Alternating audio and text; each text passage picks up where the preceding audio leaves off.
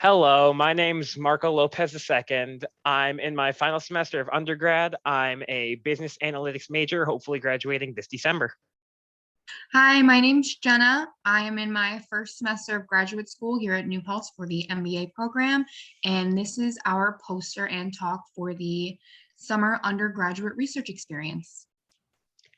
So to start, the Coronavirus Aid, Relief, and Economic Security Act, also known as the CARES Act, is a $2.2 trillion economic stimulus bill passed by the 116th U.S. Congress and signed into law on March 27, 2020, in response to the economic fallout of the COVID-19 pandemic in the United States. In the first round of funding, $175 billion was approved for hospitals. It has been over a year since then, and most of the CARES Act related papers focused on economic impacts such as unemployment, business forms of all sizes, GDP, earning, saving, spending, and so on. There are a few papers studied its impact in the healthcare domain. However, as of today, the impact of the CARES Act on shortages in hospitals is still unclear. Also, there have not been any studies that have considered the impact of CDC guidelines on the effectiveness of the CARES Act.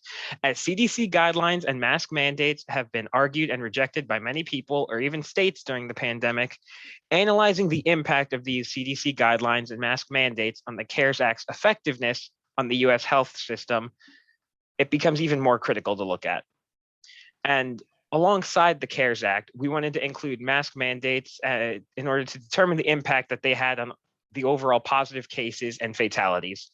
To start, we begin to examine states that never put a mask mandate in place versus states that did, from March 2020 all the way to August 2020/September 2020. To evaluate the difference in cases and fatalities, we chose 15 states that did put on a mask mandate in place that had similar values for GDP, population, and population density. Throughout this project, we identified several demographics that had an impact on our results, such as population, temperature, age, poverty rates, average household income, and hospital capacities. So as shown within the visuals created, we can see a clear difference in positive cases among the control group and the treatment group. The treatment group is defined by the blue line in the top visual, whereas the red line represents the control group. Our pre-period, which is assuming that no mask mandates were put in place yet and no money was distributed from the cases act, is from March 2020 to mid-June 2020. As you can see by the line graph, cases began to slow down for the treatment group, whereas the control group has a spike in cases within the summer months of 2020, which we believe is a direct impact of not putting in place mask mandates. The two other visuals below the line graph demonstrate the impact on hospital beds in use for COVID-19. As shown within these visuals, there is a direct decrease in beds being used for the treatment group, whereas the control group sees a spike of upwards of 50%. Overall, we believe that the CARES Act in conjunction with mask mandates were able to see a direct decrease in overall cases and fatalities. As seen in the results, we are portraying a regression output on the increase of deaths. As shown, as time went on throughout this time period, we are still seeing an increase in deaths shown by the date variable. We can also see inpatient beds used for COVID is increasing, and the more dense a state is, the more deaths are occurring, and the same for population.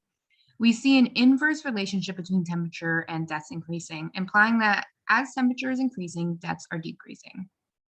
Lastly, we have a DID variable, which represents difference in difference for cases. This variable includes the pre and post time period, a treatment group, and the amount of funding distributed per state.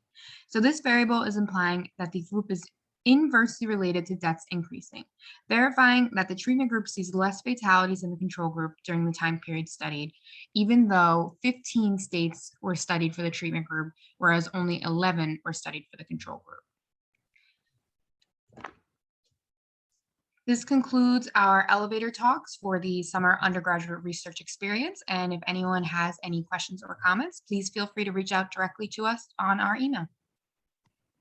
Thank you very much for your time. We hope everyone has a good day.